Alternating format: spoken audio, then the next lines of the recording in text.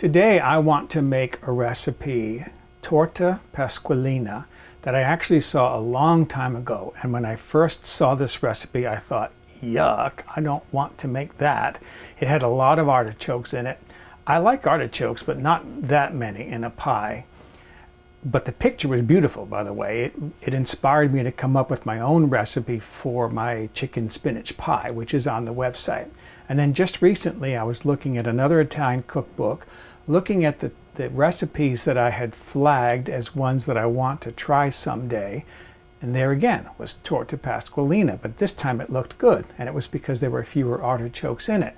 Seeing it in two different cookbooks, I decided to look at my other cookbooks, and sure enough, Torta Pasqualina shows up a lot in Italian cookbooks because it is a traditional, classic, savory pie that they serve for the Easter holiday.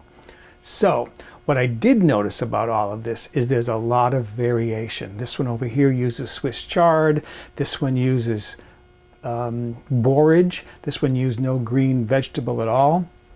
I decided with that much variation, I can come up with my own variations and make a Torta Pasqualina that I like, and that's what I'm going to do today. So, having said all that, let's get into the ingredients I'm going to be using for making my Torta Pasqualina. I have here 15 ounces, which is about 425 grams of ricotta cheese. I'll be draining that. I have some regular pure olive oil that I'm going to be using for sautéing. I have one medium red onion. I'll be chopping that. You need 2 large cloves of garlic, or 3 if they're kind of small. I've got 3 there because mine are kind of small. 2.5 to 3 ounces, which is 70 to 85 grams of fresh mushrooms. If you can find fresh porcini, good for you. They're kind of hard to find fresh here in the United States. You can buy dry porcinis and you just soak them in water for 15-20 minutes to hydrate them. I'm actually using shiitake, and there's a reason. I have an ulterior evil reason for doing these. Shiitakes are $6.99 a pound in the store. There's one clerk at the store, registered number 1. If I buy shiitake mushrooms, he always charges me for creminis, which are $3.99 a pound. So I buy shiitakes. You know, it all works out well in the end. Okay, I have 1 pound, which is about 450 plus grams of spinach here. These are well washed. 5 to 6 artichoke hearts. These came in a jar with water, vinegar, and oil in them. I didn't want them too tart from the vinegar. So I drained these, and then I filled the jar with cold water, put it in the refrigerator overnight, and let it soak. I tasted these this morning. They taste great, so they're going to be perfect. So I'll be chopping those artichoke hearts up. You need about 1/2 of a cup, which is 5 ounces, 64 grams of either Parmesan cheese or Romano. I'm using Romano because I like Romano. 10 sprigs of parsley, leaves only. Several gratings, generous gratings of fresh nutmeg. This is my nutmeg grater down here. Figure about 1/8 of a teaspoon of nutmeg. The flavor of nutmeg goes perfectly with the flavor of spinach. Salt and freshly ground black pepper to taste. 6 eggs. I'm going to be using 4 whole inside of the pie, and then 1 is going to be for egg wash, and 1 is going to be mixed in to kind of act as a glue to hold everything together. As far as how large my large eggs are, here in the USA, these weigh about 2 ounces or 57 grams each in the shell. So that'll give you an idea what a large egg is. Then I have 1 box, which is a pound or 454 grams of phyllo dough sheets. I have 1/4 cup of my clarified butter. This is still kind of cold. I'll be melting that, and then I'm going to mix that with 1/4 cup of my extra virgin olive oil when I start working with the phyllo dough. So those are the ingredients I'm using for making my Torta Pasqualina today. Some recipes tell you to drain the ricotta because sometimes it comes very wet. This is fairly wet. So what I do is I just spread it out on this is 3 layers of paper towel.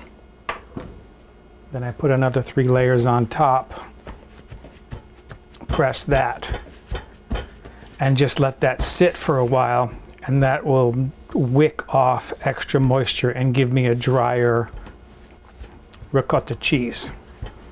As I mentioned, I soaked my artichokes overnight, and I just want to coarsely chop these up. They don't have to be too nicely chopped. I quarter my onion, and then I cut down through it. That's the mailman, the noise outside. Then after flipping it up another 90 degrees, cut down through it again, and then slice down through my onions, all the layers, and there's my chopped onion. I've got a skillet here heating on the stove. I'm going to just put a couple of tablespoons of oil in there. That looks plenty hot enough.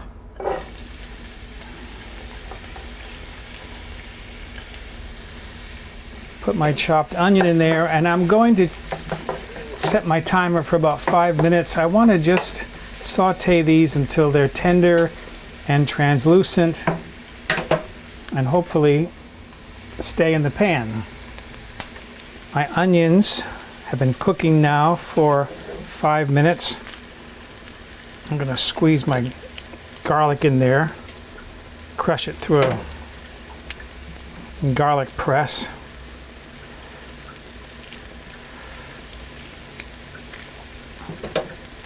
Like so.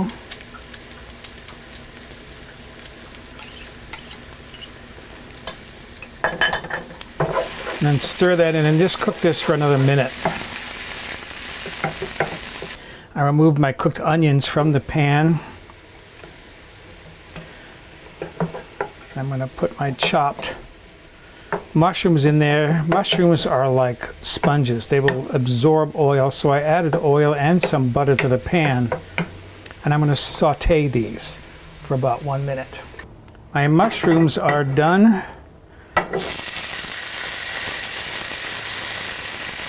Sizzle, sizzle. I am sauteing the artichoke hearts that I've chopped up, mostly just to get rid of some of the moisture. And again, this is going to saute probably for less than a minute. I've let my pan cool down here a little bit. I'm going to put in just a few tablespoons of water, and then put my spinach in.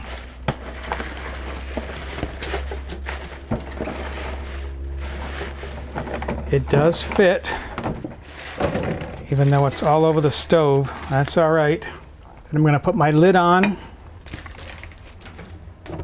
put my heat on, and I'm going to steam this for about a minute. And then after a minute, I'll get in there with tongs and turn it all over, and then steam it again for another minute, and that should wilt my spinach pretty well. So there I am. After 2 minutes, I turned this over with tongs after 1 minute, and then let this steam for another minute, and you can see that's nicely wilted. So I'm going to move this now to a colander in the sink and let this drain, and then I'll be squeezing excess water out of this, and then that'll be done. My spinach has cooled off enough to the point now where I can handle this and squeeze it. I want to squeeze some of the moisture out. I put an apron on because if I wear an apron, nothing bad will happen. If I don't wear an apron, I'll get liquid from the spinach all over my shirt. Okay, so I have the rest of this to do. This is going to take me a few minutes. And once this is squeezed, I'll be ready to chop it up. As a last step here, I just want to chop this spinach. You don't have to be over fussy. Just give this a nice chop, and that should be good enough. I just want to break that up a little bit so I don't have large pieces of spinach in there. Remember our ricotta. There it is, all nicely drained. It's not going to be perfectly dry. That's not what we want. We just don't want things dripping liquid. I don't want, when I cut my pie, I don't want liquid to drip out of the pie. So there it is. There's our ricotta drained, and that's ready to use. I think I'm pretty much ready now to start assembling. There's my onions, artichokes,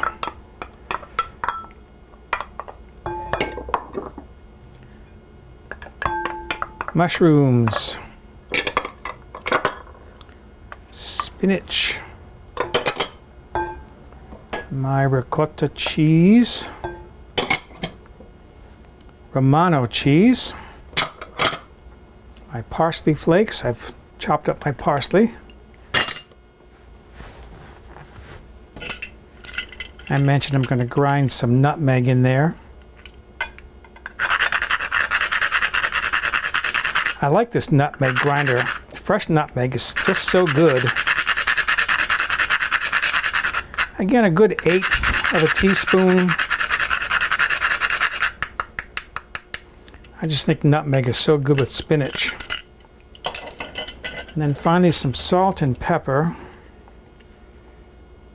Going to start off with maybe 1/2 teaspoon of salt. And some good generous grind of pepper.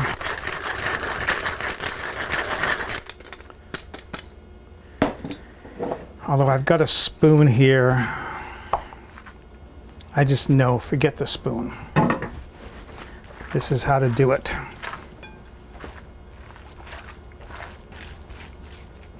Okay, I do want to taste this for salt.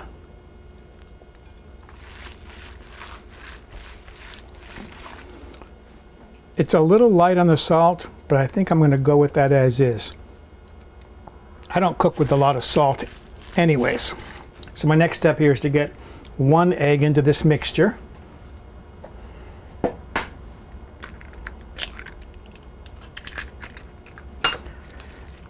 Break that yolk up. And that'll act as a bit of a binder when I bake this to give me a little bit more body. I'm going to be using a springform pan here.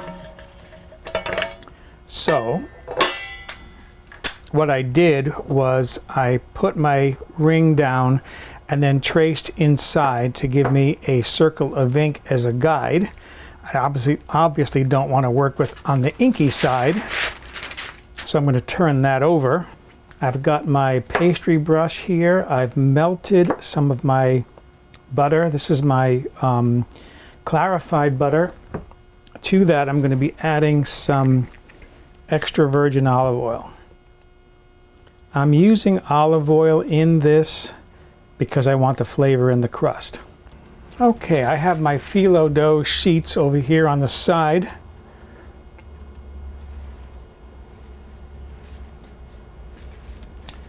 And one of the things when working with a top crust for a Torta Pasqualina is you want to get air into the top crust. So I'm not going to smear that really well with the fat. And I'm just going to lay things on kind of loosely so that I have some way of gathering air into the top.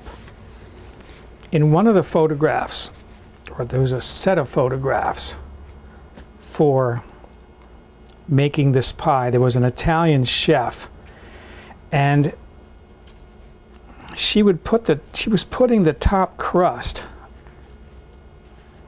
on her pie, and she would leave one part open. Then she would get her mouth down there and blow air into the top of the pie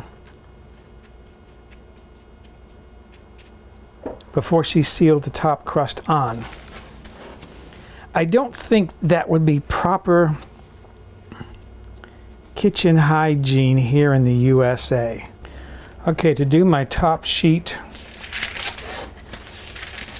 because I don't want this line in the middle of my top sheet, I'm going to lay this down with it halfway over like that, and then fold over the whole sheet so that now I have a nice smooth top. And I'm not going to oil the top of this. One thing I do want to do before I wrap this up and put it away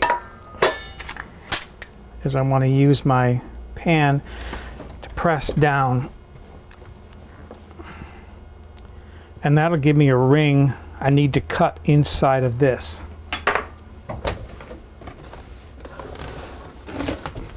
To prevent this from drying out, I'm going to cover it with plastic wrap.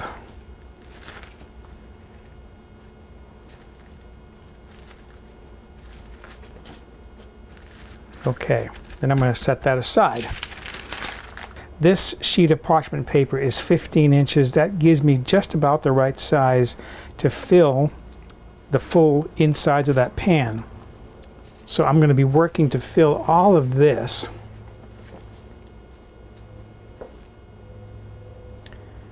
And for this, I'm going to be using a lot more oil.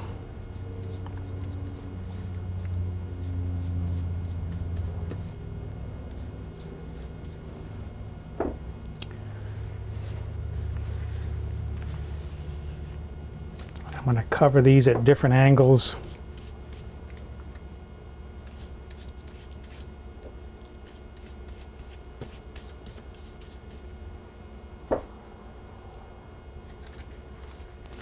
I'm also going to use a lot more phyllo dough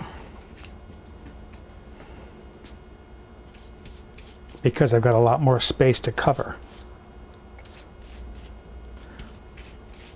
Okay, so you get the idea of what I'm doing.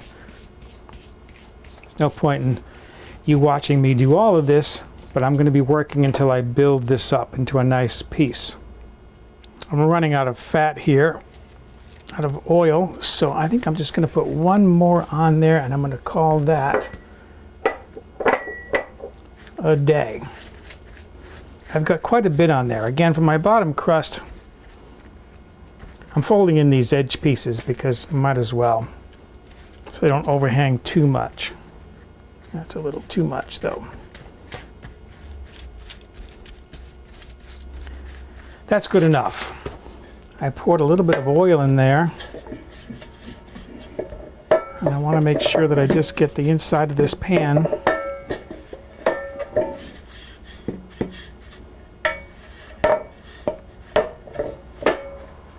well coated with oil. And then invert that on top, center it, flip it over, and ease the crust down into the pan. You want to try to distribute this excess around the sides, kind of distribute it evenly to fill your sides. Okay, there's my crust.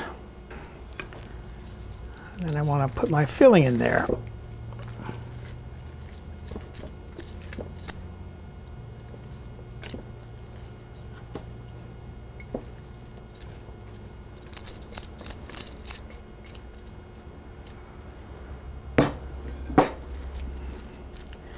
And push that down inside.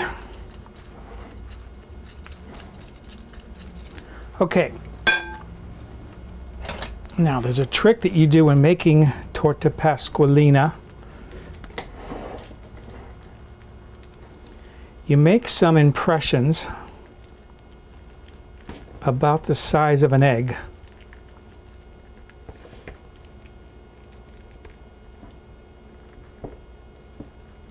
Four of them.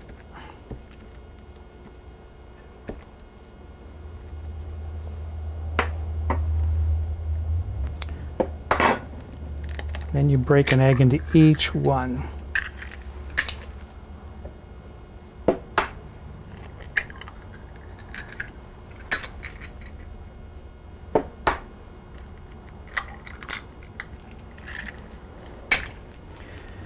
You'll notice I didn't break any yolks. You don't want to break up really high Get your egg down in there really low so you can control it. And you're less likely to break a yolk that way. I'm going to use my fingers to just kind of smooth this top down. I'm going to get my last egg here into a bowl.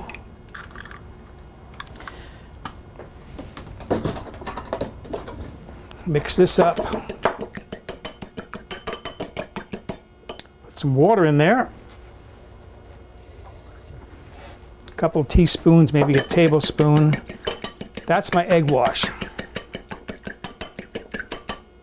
Returning back to our top piece, you'll remember that I made an impression with the ring. Use a pair of scissors now. Going to cut right inside that ring. I want it a little bit on the short side. And then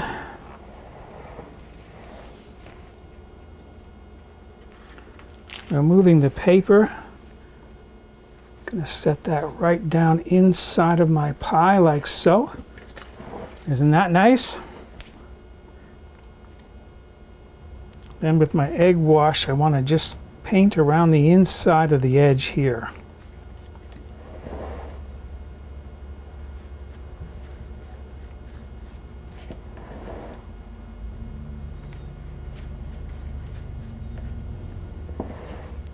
If you've seen my video on my chicken spinach pie, this is how I finish the chicken spinach pie.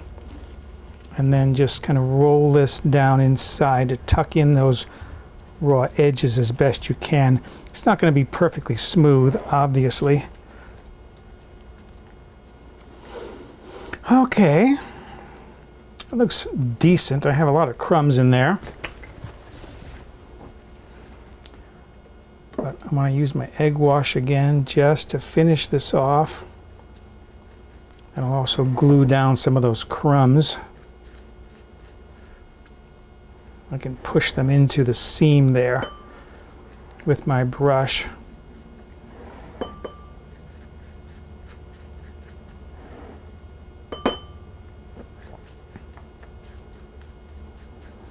And then very lightly just give this top of this pie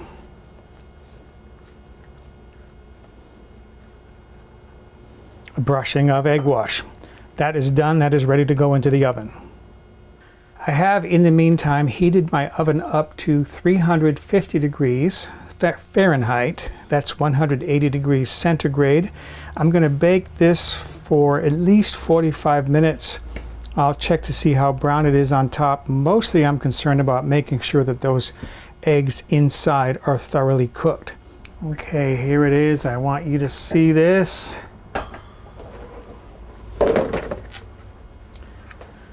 Let's look at the internal temperature. I wanted to get this up to at least 160. It's showing 166. At 45 minutes, it was 138 degrees Fahrenheit, which is 59 degrees centigrade. That's too low. I know at about 158 degrees Fahrenheit, 70 degrees centigrade, those egg yolks are cooked and the whites are moist cooked. They won't be as hard and rubbery, but they'll be thoroughly cooked. So I wanted to get this up to at least 160. That took a total of 65 minutes. Look at that. Usually they just come out of the springform pan so easily. Now if this goes according to plan, it should slide right off onto that plate.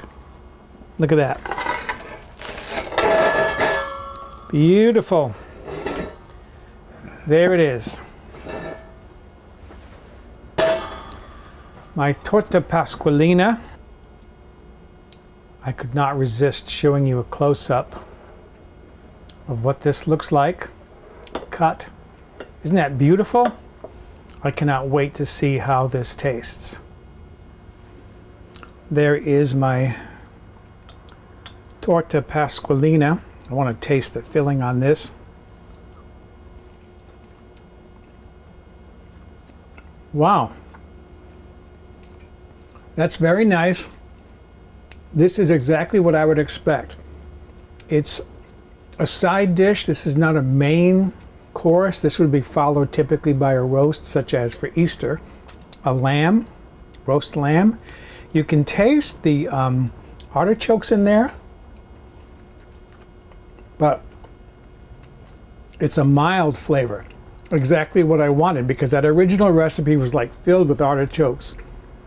This is much nicer. So, excuse me, I gotta go enjoy my Torta Pasqualina.